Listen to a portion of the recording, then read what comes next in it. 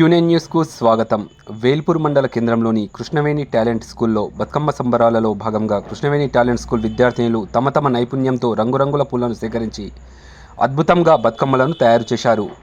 బతుకమ్మల నడుమ డీజే పాటలతో, నృత్యాలతో ఆనందంగా, ఉత్సాహంగా బతుకమ్మ సంబరాలను కృష్ణవేణి టాలెంట్ స్కూల్ పిల్లలు ఆహ్లాదకరమైన వాతావరణంలో సంబరాలు జరుపుకున్నారని Krishnaveni talent school correspondent Pillamari Srinivas తెలిపారు.